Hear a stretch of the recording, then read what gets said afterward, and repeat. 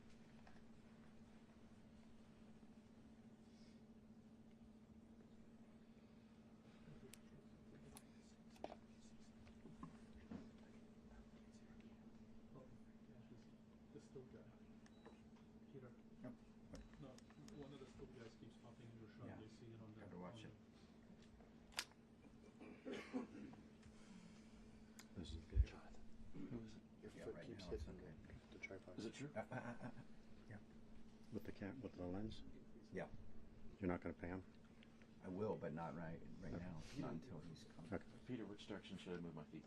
To my right? To your right. Yeah. Is that better? Cool. Yeah. Again, it's in the shot. Okay. Yeah. Just let me know. Just trying to figure it out. How about down here? Yeah. I mean, that's fine. That's fine. Okay.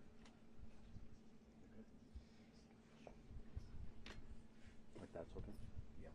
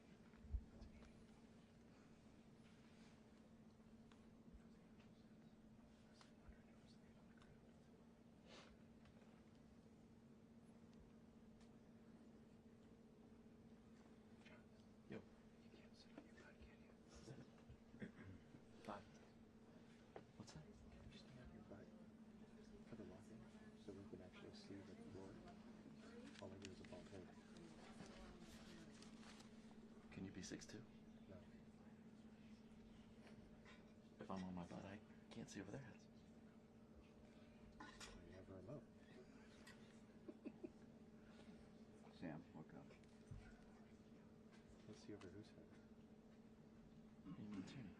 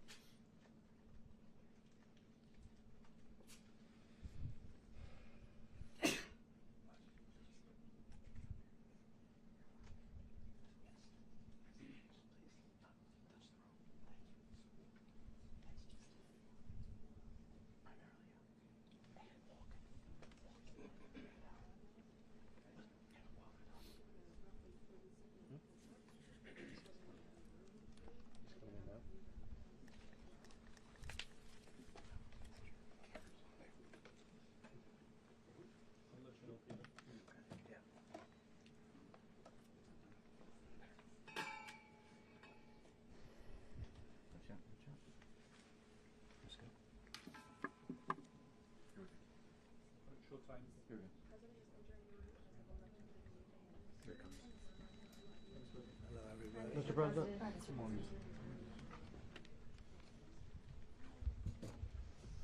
Okay, thank you very much. This is big stuff. We appreciate you being here. Late last night and early today, at my direction, the United States Armed Forces conducted an extraordinary military operation in the capital of Venezuela. Overwhelming American military power, air, land, and sea, was used to launch a spectacular assault. And it was an assault like people have not seen since World War II. It was a force against a heavily fortified military fortress in the heart of Caracas to bring outlaw dictator Nicolas Maduro to justice. This was one of the most stunning, effective, and powerful displays of American military might and competence in American history. And if you think about it, we've done some other good ones, like the attack on Soleimani, the attack on al-Baghdadi, and the obliteration and decimation of the Iran nuclear sites just recently in an operation known as Midnight Hammer. All perfectly executed and done. No nation in the world could achieve what America achieved yesterday, or frankly in just a short period of time. All Venezuelan military capacities were rendered powerless as the men and women of our military, working with U.S. law enforcement, successfully captured Maduro in the dead of night. It was dark. The lights of Caracas were largely turned off due to a certain expertise that we have. It was dark and it was deadly. But captured along with his wife, Celia Flores, both of whom now face American justice. Maduro and Flores have been indicted in the Southern District of New York, it's Jay Clayton, for their campaign of deadly narco-terrorism against the United States and its citizens. I want to thank the men and women of our military who achieved such an extraordinary success overnight with breathtaking speed, power, precision, and competence. You rarely see anything like it. You've seen some raids in this country that didn't go so well. They were an embarrassment. If you look back to Afghanistan, or if you look back to the Jimmy Carter days, they were different days. We're a respected country again, maybe like never before. These highly trained warriors, operating in collaboration with U.S. law enforcement, caught them in a very ready position. They were waiting for us. They knew we had many ships out in the sea. We were just sort of waiting. They knew we were coming. So they were in a ready, what's called a ready position. But they were completely overwhelmed and very quickly incapacitated. If you would have seen what I saw last night, you would have been very impressed. I'm not sure that you'll ever get to see it, but it was an incredible thing to see. Not a single American service member was killed, and not a single piece of American equipment was lost. We had many helicopters, many planes, many people involved in that fight. But think of that, not one piece of military equipment was lost, not one service member was, more importantly, killed. The United States military is the strongest and most fearsome military on the planet by far, with capabilities and skills our enemies can scarcely begin to imagine. We have the best equipment anywhere in the world.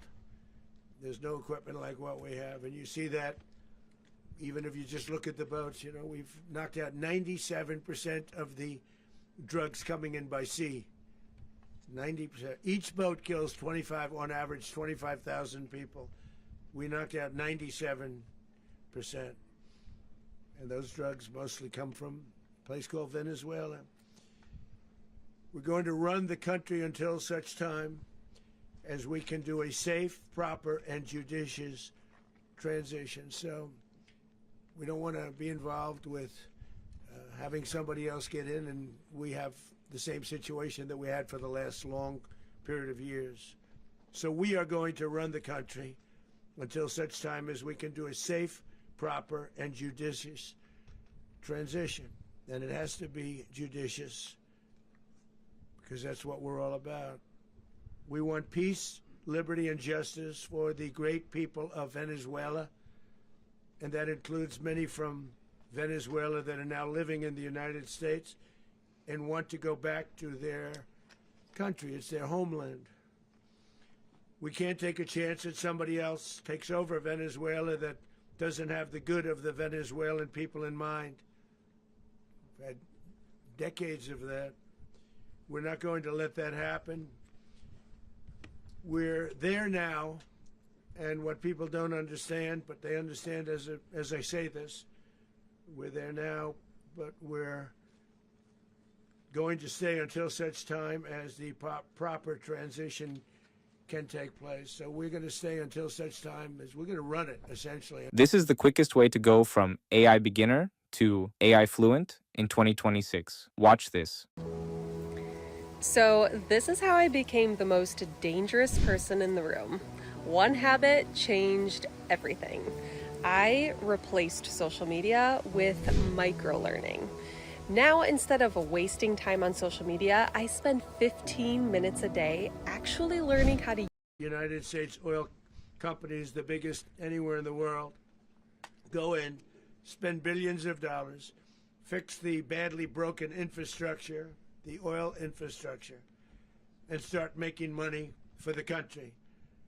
And we are ready to stage a second and much larger attack if we need to do so. So we were prepared to do a second wave if we needed to do so. We actually assumed that a second wave would be necessary, but now it's probably not. The first wave, if you'd like to call it that, the first attack was so successful, we probably don't have to do a second, but we're prepared to do a second wave, a much bigger wave, actually. This was pinpoint, but we have a much bigger wave that probably won't have to do. This partnership of Venezuela with the United States of America, a country that everybody wants to be involved with because of what we were able to do and accomplish, will make the people of Venezuela rich, independent, and safe. And it will also make the many, many people from Venezuela that are living in the United States extremely happy. They suffered. They suffered. So much was taken from them. They're not going to suffer anymore. The illegitimate dictator Maduro was the kingpin of a vast criminal network responsible for trafficking colossal amounts of deadly and illicit drugs into the United States. As alleged in the indictment, he personally oversaw the vicious cartel known as Cartel de las Solas, which flooded our nation with lethal poison, responsible for the deaths of countless Americans, the many, many Americans. Hundreds of thousands over the years of Americans died because of him. Maduro and his wife will soon face the full might of American justice and stand trial on American soil. Right now they're on a ship. They'll be heading to ultimately New York, and then a decision will be made, I assume, between New York and Miami or Florida. But we have people where the overwhelming evidence of their crimes will be presented in a court of law. And I've seen it. I've seen what we have. It's both horrible and breathtaking that something like this could have been allowed to take place. For many years after his term as president of Venezuela expired, Maduro remained in power and waged a ceaseless campaign of violence, terror, and subversion against the United States of America, threatening not only our people, but the stability of the entire region.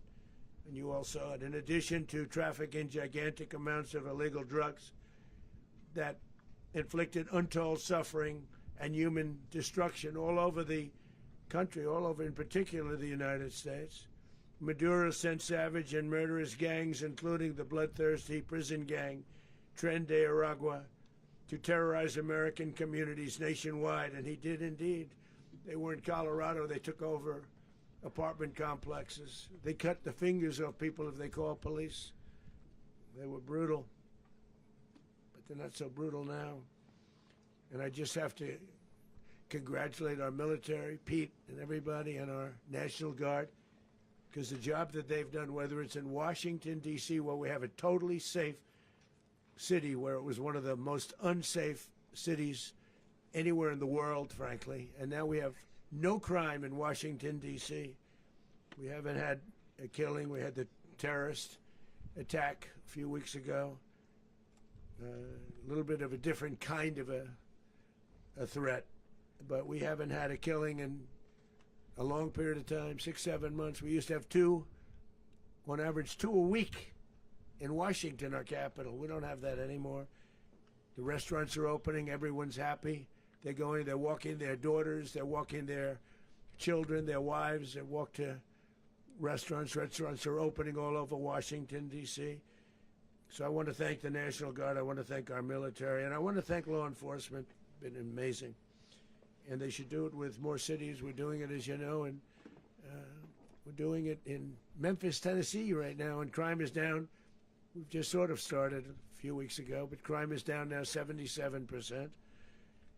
And the governor of Louisiana called, great person, and he wanted us to help him, as you know, in a certain very nice part of Louisiana, and we have done that. And it was a rough section, and we have crime down. I understand it's down to almost nothing already after 2.5 weeks. New Orleans, it's down to almost nothing, and we've only been there for 2.5 weeks. Can't imagine why governors wouldn't want us to help. We also helped, as you know, in Chicago, and crime went down a little bit there. We did a very small help because we had no working ability with the governor. The governor was a disaster, and the mayor was a disaster. But it knocked down crime. But we're pulling out of there. When they need us, we'll know. You'll know. You'll be writing about it. And likewise, Los Angeles, where we saved Los Angeles early on, where the head of the police department made a statement that if the federal government didn't come in, we would have lost Los Angeles. That's long after the fires. That's when they had the riots in Los Angeles. We did a great job. Got no credit for it whatsoever, but that's okay. It doesn't matter. We don't need the credit. But we'll be pulling out when they need us. They'll call, or we'll go back if we have to. We'll go back. But we did a great job in various cities.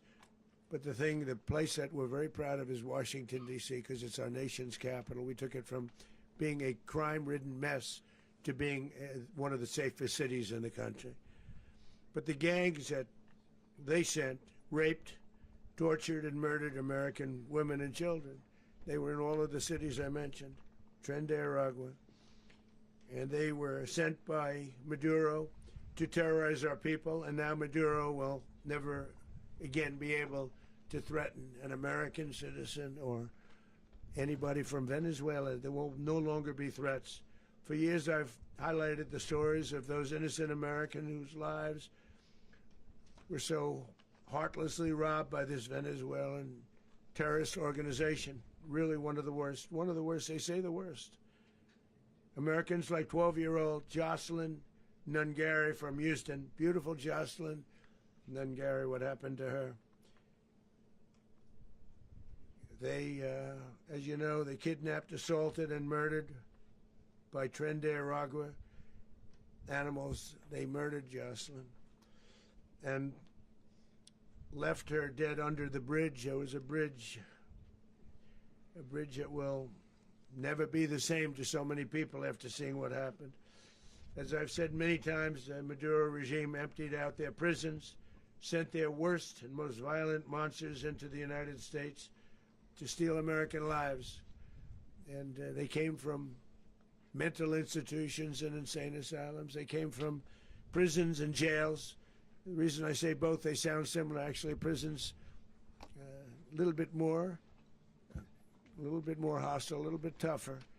A mental institution isn't as tough as an insane asylum, but we got them both. They sent from their mental institutions, they sent from their jails, prisons.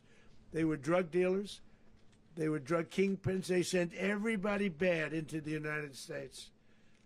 But no longer, and we have now a border where nobody gets through.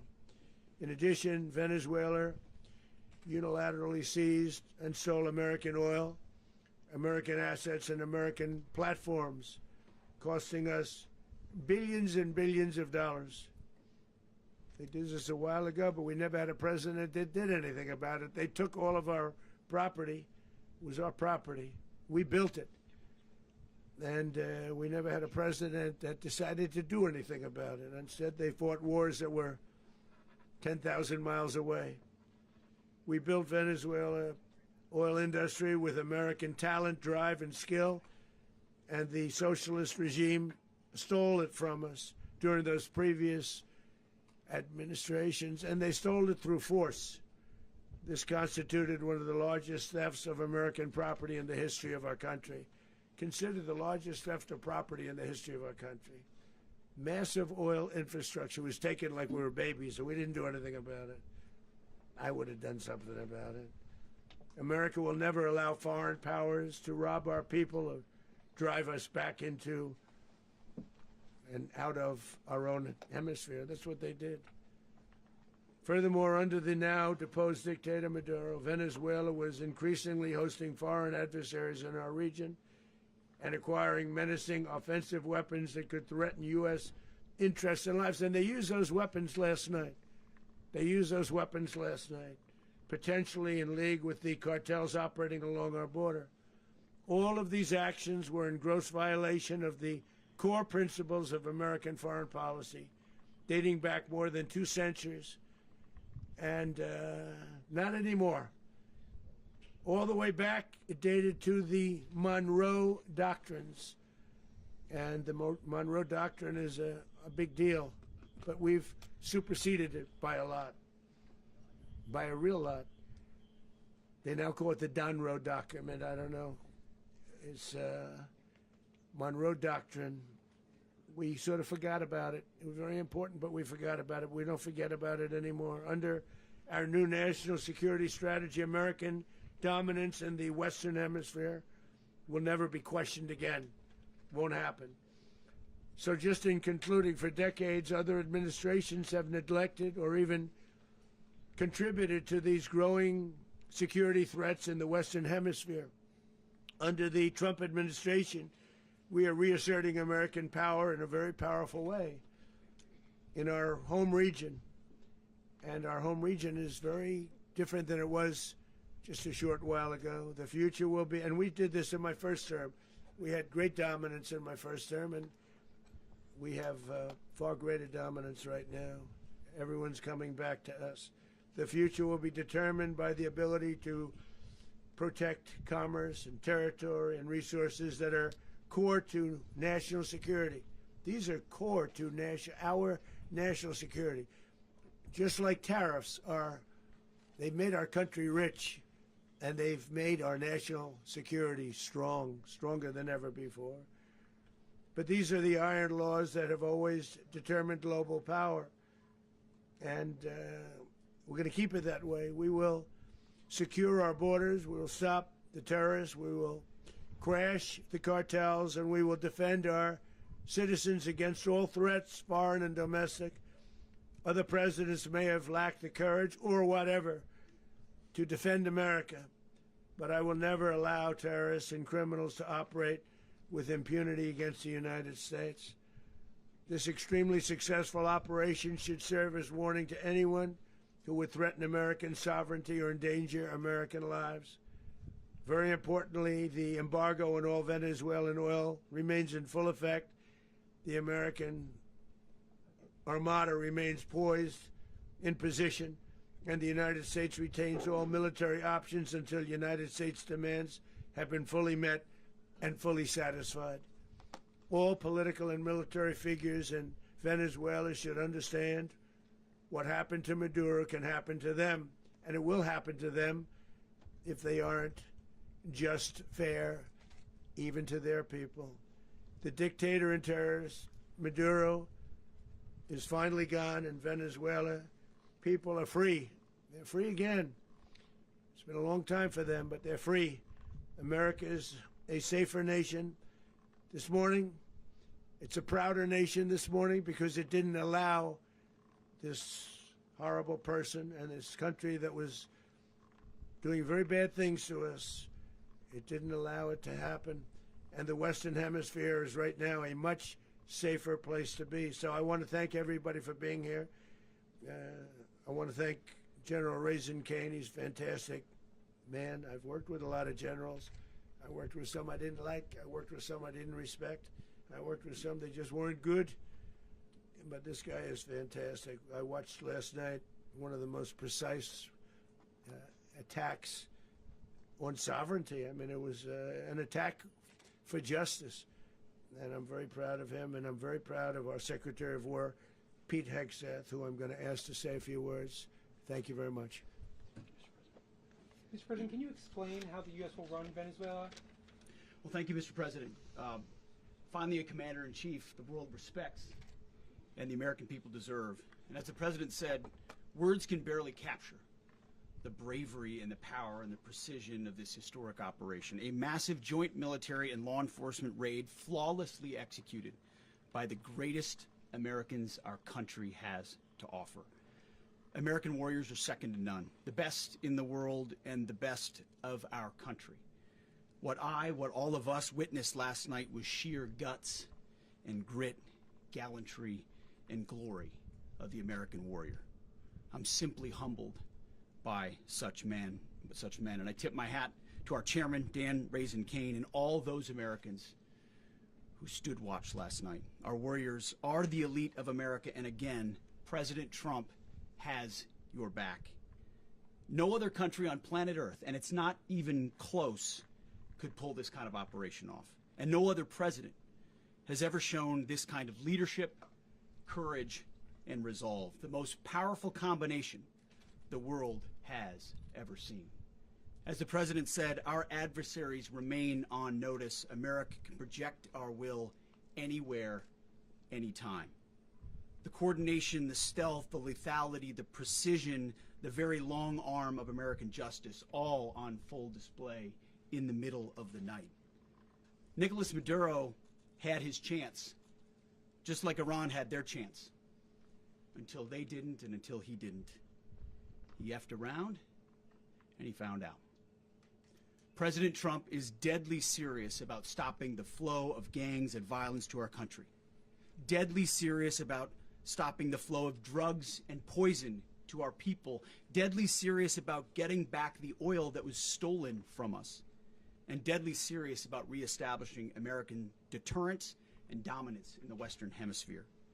This is about the safety, security, freedom, and prosperity of the American people. This is America first. This is peace through strength. And the United States War Department is proud to help deliver it. Welcome to 2026, and under President Trump, America is back. I'd like to welcome now our chairman, Chairman Raisin Kane, to give a few more details about the operation. Mr. Chairman. Thank you, Mr. Secretary. Thank you, Mr. President, and good morning. Last night, on the order of the President of the United States and in support of a request from the Department of Justice, as the President said, the United States military conducted an apprehension mission in Caracas, Venezuela, to bring to justice two indicted persons, Nicolas and Cecilia Maduro. This operation, known as Operation Absolute Resolve, was discreet, precise, and conducted during the darkest hours of January 2nd and was the culmination of months of planning and rehearsal, an operation that, frankly, only the United States military could undertake. What I'd like to do this morning is talk to you through some of the preparation and the details without compromising any of our tactics, techniques, and procedures. There is always a chance that we'll be tasked to do this type of mission again. Our interagency work began months ago and built on decades of experience of integrating complex air, ground, space, and maritime operations. While the past 2 decades have honed the skills of our special operations forces, this particular mission required every component of our joint force, with soldiers, sailors, airmen, Marines, and Guardians working in unison with our intelligence agency partners and law enforcement teammates in an unprecedented operation. We leveraged our unmatched intelligence capabilities and our years of experience in hunting terrorists, and we could not have done this mission without the incredible work by various intelligence agencies, including the CIA, NSA, and NGA. We watched, we waited, we prepared, we remained patient and professional. This mission was meticulously planned, drawing lessons from decades of missions over the last many years, many missions over these last many years. This was an audacious operation that only the United States could do. It required the utmost of precision and integration within our joint force. And the word integration does not explain the sheer complexity of such a mission. An extraction so precise it involved more than 150 aircraft launching across the Western Hemisphere in close coordination, all coming together in time and place to layer effects for a single purpose: to get an interdiction force into downtown Caracas while maintaining the element of tactical surprise. Failure of one component of this well-oiled machine would have endangered the entire mission, and failure is never an option for America's joint force. Those in the air over Caracas last night were willing to give their lives for those on the ground and in the helicopters. Let me talk a little bit about the preparation. After months of work by our intelligence teammates to find Maduro and understand how he moved, where he lived, where he traveled, what he ate. This is day 1 of my husband doing Tai Chi workouts. This is day 21. Was set pending a series of aligned events. Key was choosing the right day to minimize the potential for civilian harm and maximize the element of surprise and minimize the harm to the indicted personnel, so as the President said, they could be brought to justice. And as the President said earlier today, weather in Venezuela is always a factor this time of the year.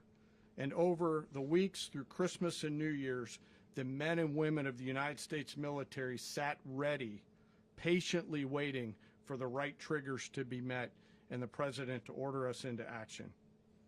Last night, the weather broke just enough, clearing a path that only the most skilled aviators in the world could maneuver through. Ocean, mountain, low cloud ceilings, but when tasked with a mission, this organization does not quit. At 10:46 p.m. Eastern Time last night, the President ordered the United States military to move forward with this mission. He said to us, and we appreciate it, Mr. President, good luck and Godspeed. And those words were transmitted to the entire joint force. Over the course of the night, aircraft began launching from 20 different bases on land and sea across the Western Hemisphere.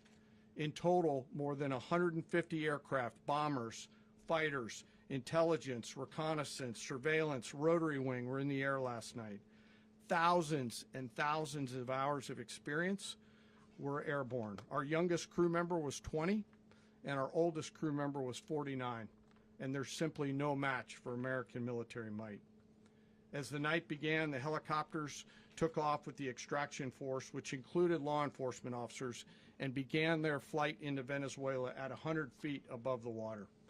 As they approached Venezuelan shores, the United States began layering different effects provided by Spacecom, Cybercom, and other members of the interagency to create a pathway.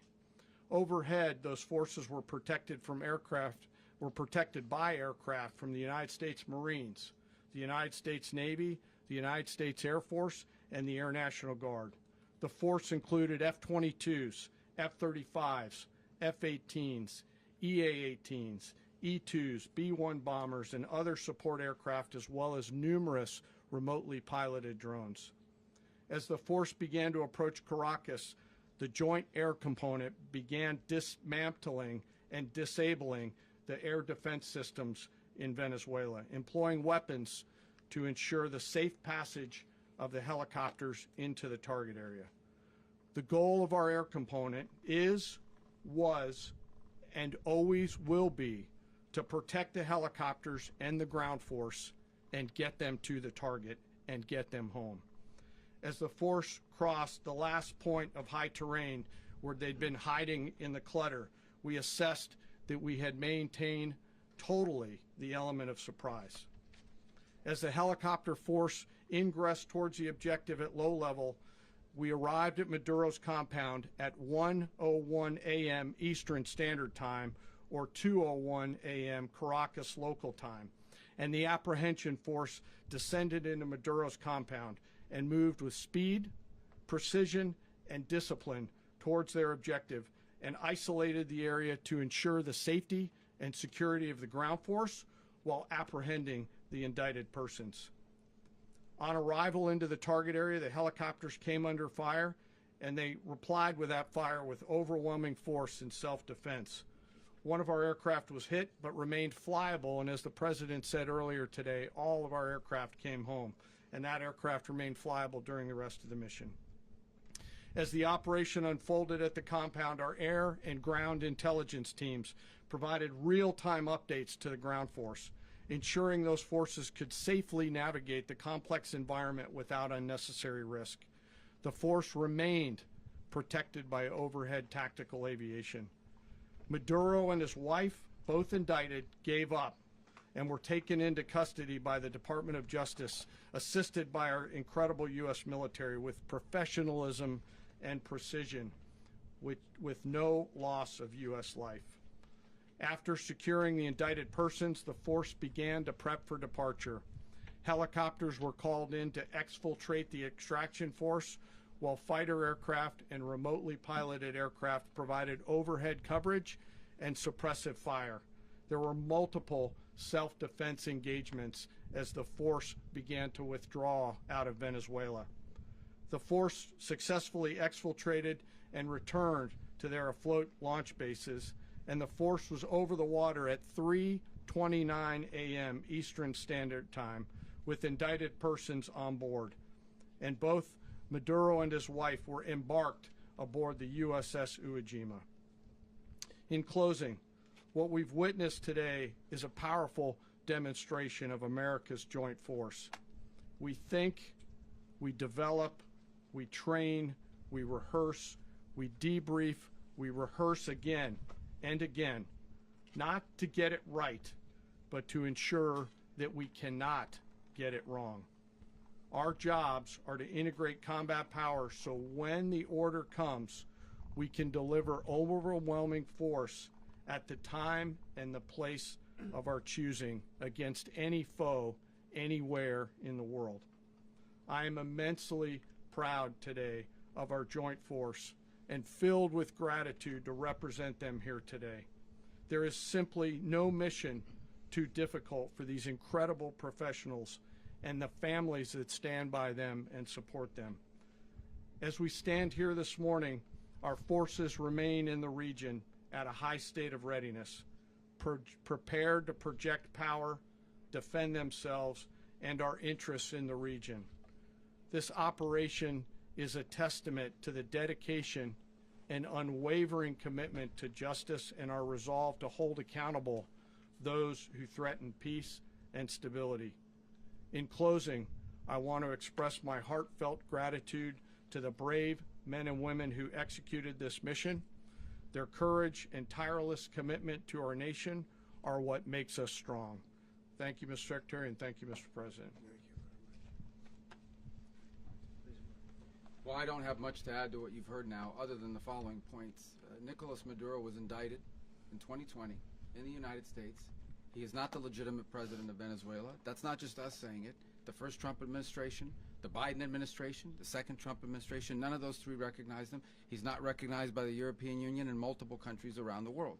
He is a fugitive of American justice with a $50 million reward, which I guess we saved $50 million. And We should make sure. yeah, exactly. But Don't let anybody claim it. Nobody deserves it but us. But I want to be clear about one thing. Nicolas Maduro had multiple opportunities to avoid this. He was provided multiple very, very, very generous offers and chose instead to act like a wild man, chose instead to play around. And the result is what we saw tonight.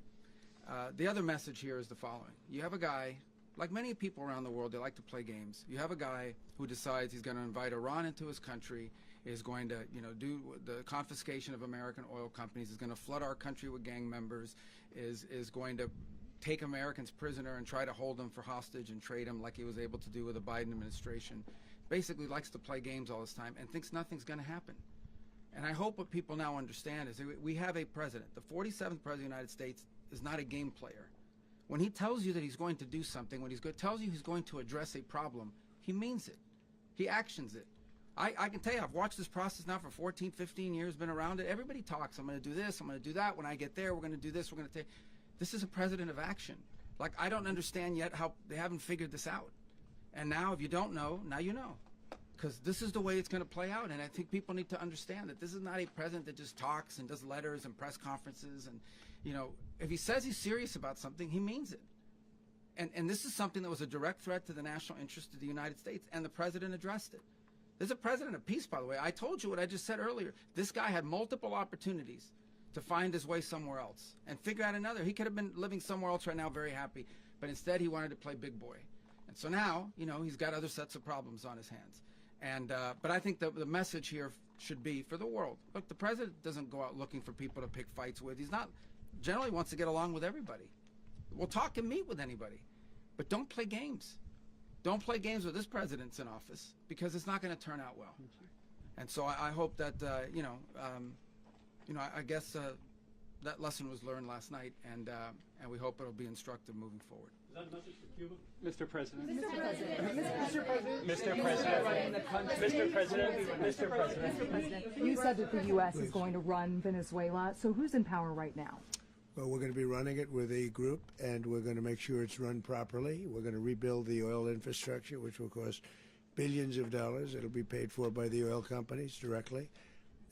They will be reimbursed for what they're doing, but it's going to be paid.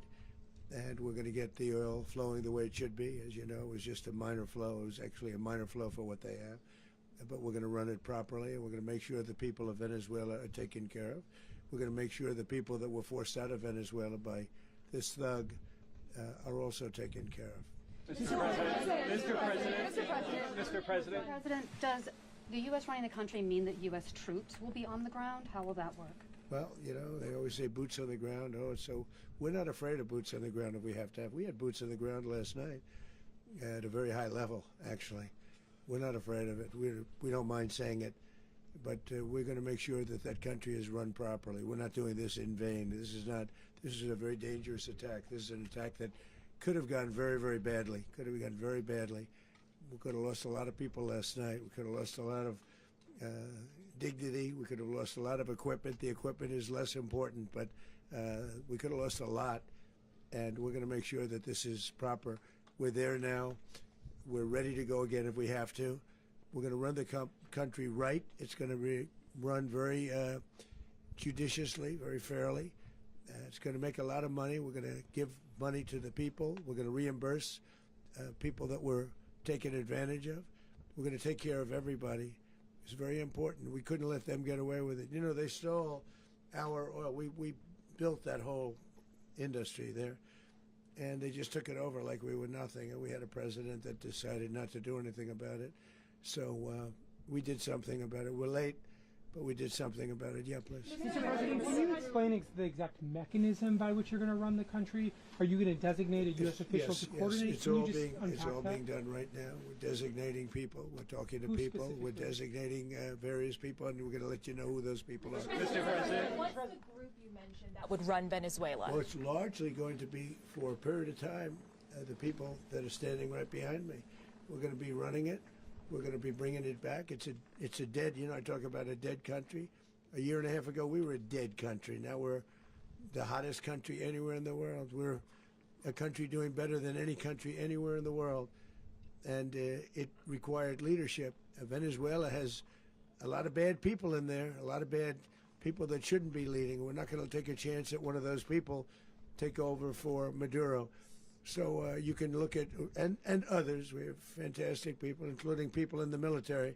So we're going to have a group of people running it until such time as it can be put back on track, make a lot of money for the people, and give people a great way of life, and also reimbursement for people in our country that were forced out of Venezuela. Rubio would be.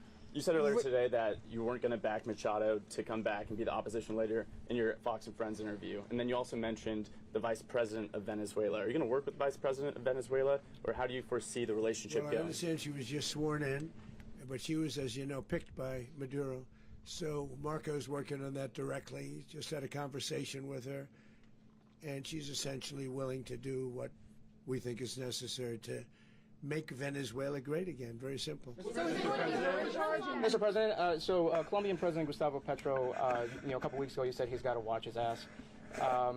And today, he said he's not concerned about anything happening to him in the aftermath of this operation. So, just what your message is about that? Well, he has cocaine mills. He has factories where he makes cocaine. And yeah, I think I stick by my first statement. He's making cocaine. They're sending it into the United States. So he does have to watch his ass. Mr. President, did you notify any members of Congress in advance? Marco, do you want to talk about that? Because you were involved in it. Sure. We call members of Congress immediately after. This was not the kind of mission that you can do congressional notification on. It was a trigger-based mission in which conditions had to be met night after night. We watched and monitored that for a number of days. So it's just simply not the kind of mission you can call people and say, hey, we may do this at some point in the next 15 days. But it's largely a law enforcement function. Remember, at the end of the day, at its core, this was an arrest of 2 indicted fugitives of American justice, and the Department of War supported the Department of Justice in that job. Now, there are broader policy implications here, but it's just not the kind of mission that you can pre-notify because it endangers the mission. Plus, if I can add one thing to that, Congress has a tendency to leak. This would not be good. If they leaked, General, I think it would have been maybe a very different result. But I have to say, they knew we were coming at some point, We had a lot of ships out there. They sort of knew we were coming. We were.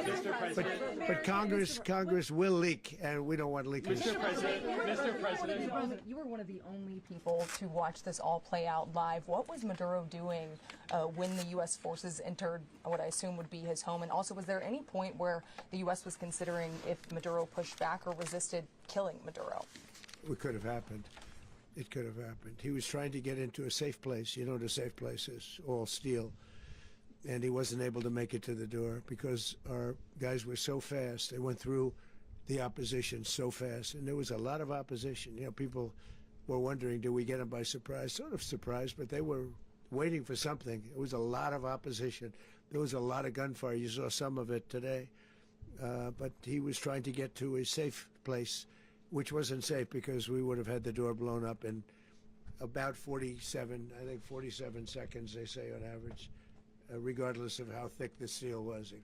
It was a very thick door. It was a very heavy door, but he was unable to get to that door. He made it to the door. He was unable to close it. So where is Maduro going to be? Go ahead, finish. Where is Maduro going to be in the time being right now? Do you know his exact whereabouts? Well, eventually, ultimately, in the near future, he's going to be brought to New York. And where is he going to be held? Where is he going to be held in New York? Do you know? That's going to be up to the officials that do these things. Mr. President, the U.S. has something of a mixed track record of ousting dictators without necessarily a plan for what comes afterwards. Did that weigh on your decision? Well, that's when we had different presidents, but with me, that's not true. With me, we've had a perfect track record of winning. We win a lot, and we win. If you look at Soleimani, you look at al-Baghdadi, you look at the Midnight Hammer. Midnight Hammer was incredible. Right now, you wouldn't have peace in the Middle East. We have essentially peace in the Middle East because of that. If we weren't successful with Midnight Hammer, you wouldn't have peace in the Middle East. So With me, you've had a lot of victory. You've had only victories. You've had no losses. Yeah. Mr. President, can you? How long do you expect the U.S. to run Venezuela, and how soon do you want the Venezuelan people to hold elections? So I'd like to do it quickly, but it takes a period of time. You know, we're rebuilding. We have to rebuild their whole infrastructure. The infrastructure is rotted. It's actually very dangerous. It's blow-up territory. Oil is very dangerous. It's a very dangerous thing to take out of the ground. It can kill a lot of people. It has killed a lot of people doing just that. The infrastructure is old. It's rotted. Much of it is stuff that we put there 25 years ago, and we're going to be replacing it. And we're going to take a lot of money out so that we can take care of the country. Are you saying that Secretary Rubio and Mr. President, China, Russia, and Iran have interests in Venezuela. How does this operation affect your relationships with them when it comes to the oil and the drugs? In terms of China and Russia, Russia when we get things straightened out. But in terms of other countries that want oil, we're in the oil business. We're going to sell it to them. We're not going to say we're not going to. In other words, we'll be selling oil, probably in much larger doses because they couldn't produce very much because their infrastructure was so bad. So we'll be selling large amounts of oil to other countries, many of whom are using it now, but I would say many more will come.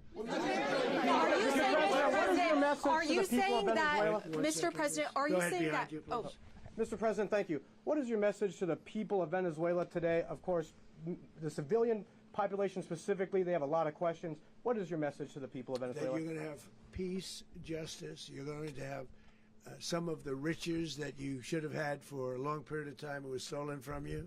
But you're going to have peace, and you're going to have safety. You're going to have justice. You're going to have a country. You're going to have a real country. You're going to have potentially a great country. You know, if you go back 20 years, maybe even a little longer ago, that was a great country, and they destroyed it.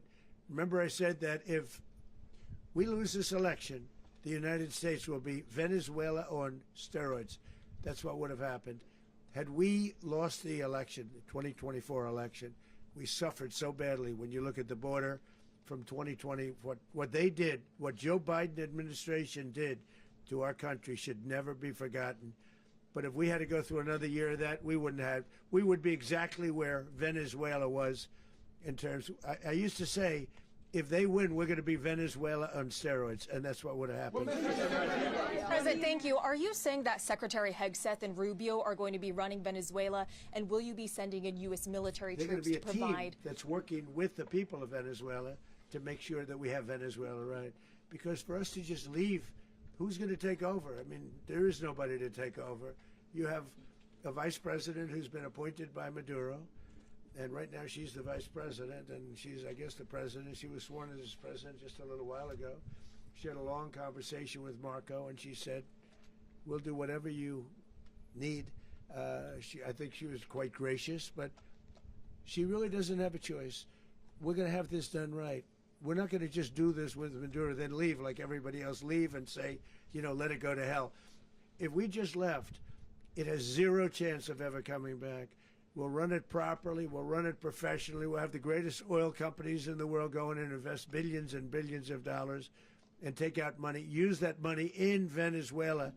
And the biggest beneficiary are going to be the people of Venezuela. And also, I can't stress this strongly enough, the people that got thrown out of Venezuela that are now in the United States, and frankly, some want to stay and some probably want to go back. Yeah. So, Mr. President, what is being done to protect Americans in the country, and were any of the detained Americans Well, right now they're very last protected night? because nobody's going to mess with us. They're very protected. The people of, and we let them know that you better not touch one of them.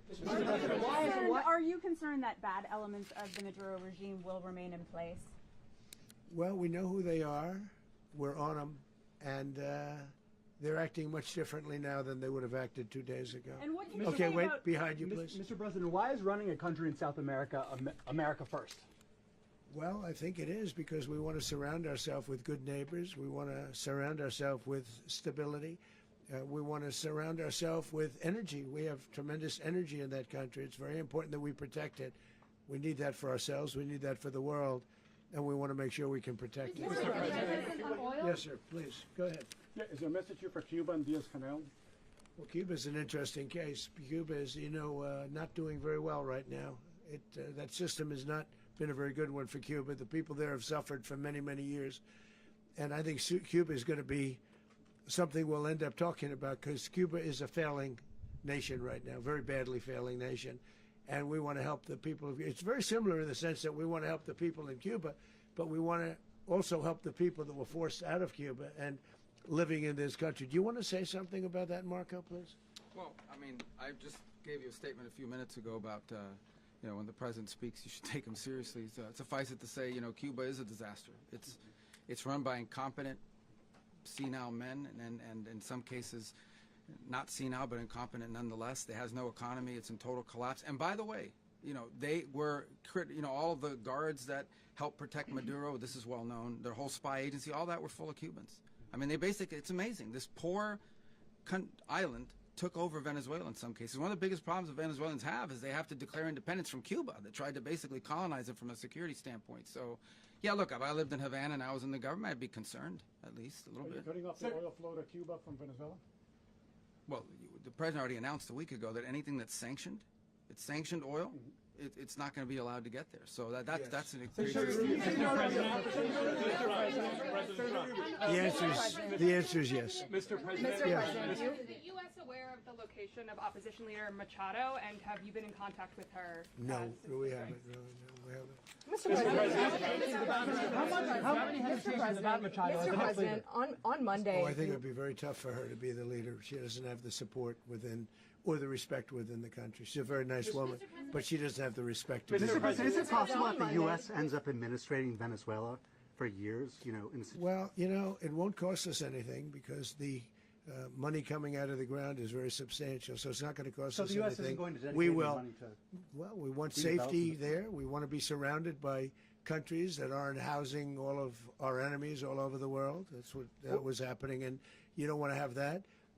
But we're going to be rebuilding, and we're not spending money. The oil companies are going to go in. They're going to spend money. We're going to take back the oil that, frankly, we should have taken back a long time ago. A lot of money is coming out of the ground. We're going to get reimbursed for all of that. We're going to get reimbursed for everything that we spend. So it's going to be a very important. This is a very big evening that took place last night. We have to be surrounded by safe, secure countries, and we also have to have energy. Very important. We have to have energy that's real energy, not where they're getting 4% and 5% of the energy out of the ground.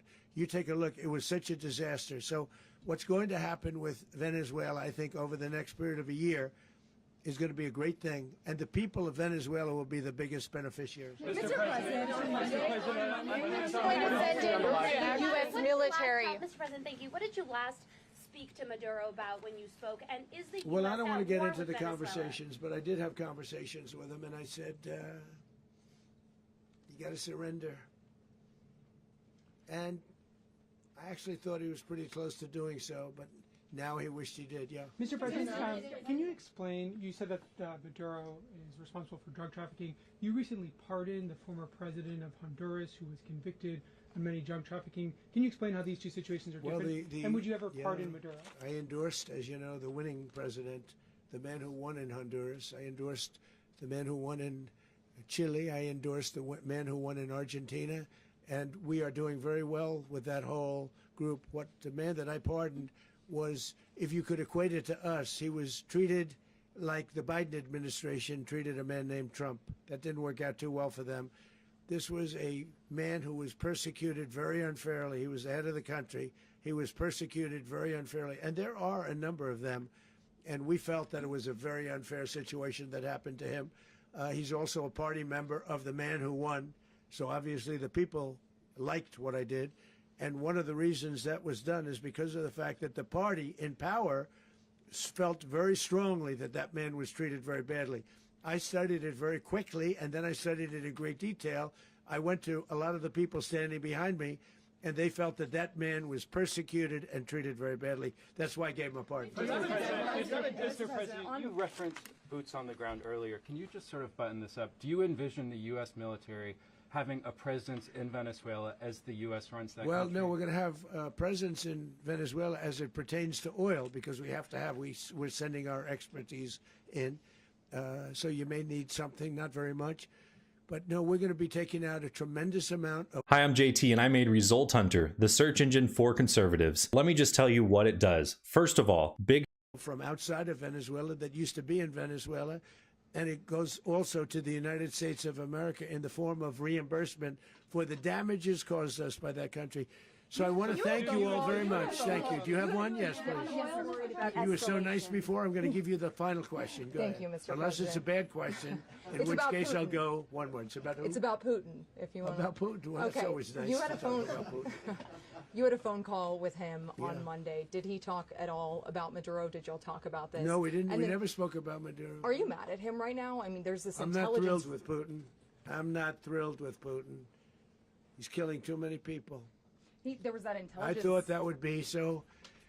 I settled 8 1/4 war. You know what the 1/4 was? Thailand and Cambodia. I did it again. They broke out, and I did it in about 5 hours, and I settled it. I'm giving myself 1/4, so I'm up to now 8 1/4. In other words, I settled the war, but then they broke out. They had a pretty bad breakout over the last 4 days. I got them to go back to peace. So I only give 1/4. I thought the easiest one would be, one of the easier ones would be Russia, Ukraine. It's not. And they both have done some pretty bad things. And look, that's Biden's war. That's not my war. But I want to stop the lives. Did you see where last month, 30,000, it was 27,000 the month before. 30,000, mostly soldiers, were killed this last month. 30,000. I want to stop that. You know, I got NATO to pay 5% instead of the 2% that they weren't paying. They weren't paying 2, now they pay 5. And we send them a lot of munitions, we send them a lot of things, missiles and various other things, a lot. And they pay. The United States is not losing money. We're probably making money on that. It's the last thing I care about. I just want to stop all those people. We're losing 25, 30,000 human beings that come from 2 places that are very far away. But if I can stop, because it's something I've been pretty good at doing, deals, I guess. It's all a deal. Life is a big deal. But if I can stop that war and stop 30,000 young people, in addition to the fact that people are being killed in Kiev, people are being killed in other cities throughout, you know, a much smaller number, but they're being killed, viciously killed. So I'm not happy about it. I thought that would be something that would get solved. We have Mr. Witkoff here. I think that we're making progress, but that's a war that should have never happened. If I were president, it would have never happened. Putin says it. Everybody says it. If I were president, that would have never happened. But I inherited that war. That was Joe Biden, Zelensky, and Putin. I came into the situation, and it's a mess. And I will say this. I watched an operation last night that was so precise, that was so brilliant. I mean, it was incredible. If we had our people, like this general and our people involved, that war would not have gone on very long, that I can tell you. That war, to use an old term, that war has become a bloodbath, and we want it to get stopped. Thank you very much. Concerned a rogue Venezuelan general can take over the country. Can you talk about your conversation with the vice president?